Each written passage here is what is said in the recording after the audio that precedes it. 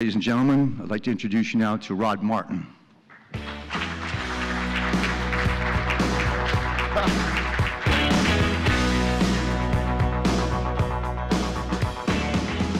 Well, it's a real pleasure to be with you guys. I gather you've had a great day today, and I hope that has not concluded already. We have a lot to discuss, and I'm really excited to be with you guys. We had a wonderful dinner last night in particular, got to visit with some great folks, and it's just really an honor and a privilege to get to spend some time with people who understand the economic times we live in and have a desire to get beyond the headlines, as it were. We live in a truly extraordinary time. I don't think anybody denies that. But we hear a lot of things that have to do with the problem du jour. The news is always dominated by this. And we hear a lot about income inequality and growing problems here and growing crises there. And I want to spend a little time with you today thinking beyond the specifics of your industry, beyond the immediate issues confronting the Supreme Court or the election next year, and thinking about the world that we are living in, not today, but 10 years from now, or 50, or even 100. You say, well, why on earth would we want to do that? Because that doesn't really address the bottom line this quarter. And I understand that very well. I at PayPal, obviously, was part of a company that was NASDAQ listed. We had shareholders, like I'm sure many of you have in various aspects of your life. I just came off the board of another publicly traded company. I understand the drive to perform quarter by quarter. But sometimes you actually have to step back and take stock. Not the stock that we trade, but stock of the situation more broadly. Broadly speaking, the question when we hear things about income inequality or the various terrible things that we hear about,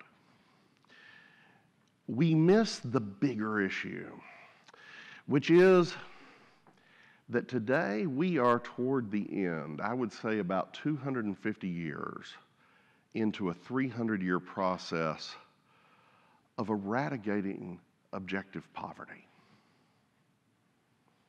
Now that's a really extraordinary thing.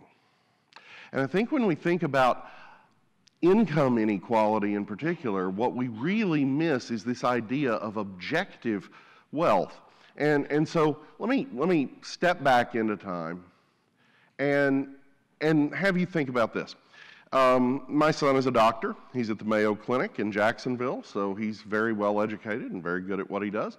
I remind him from time to time that when my educational predecessors, lawyers, were drafting the Constitution of the United States, his professional predecessors were bleeding people and using leeches. We've come a little bit of a distance from there.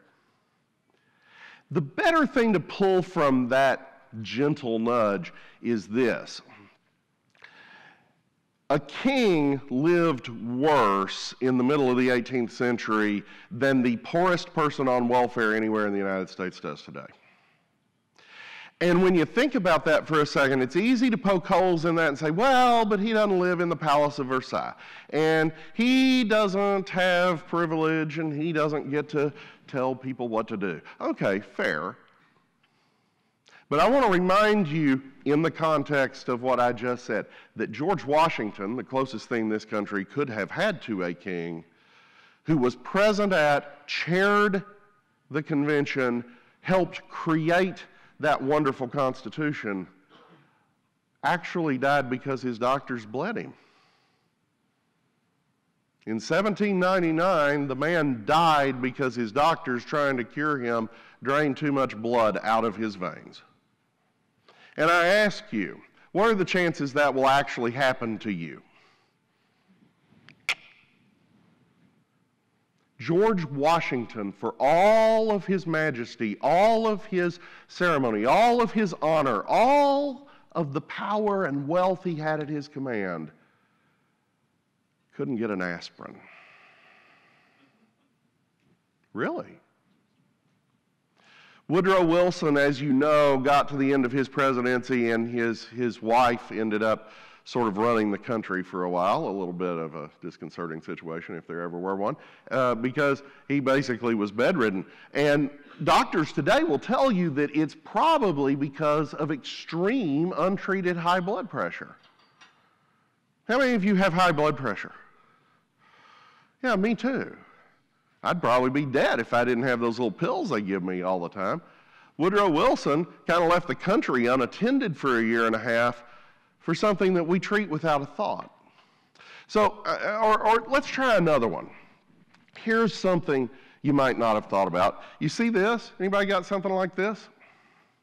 This actually is a very interesting device for a reason you might not have considered. The one I'm holding, not all of them, not the class of devices called this one has more computing power than existed in the entire world when we walked on the moon. Now tell me again how poor we are. Let's think about that a little bit.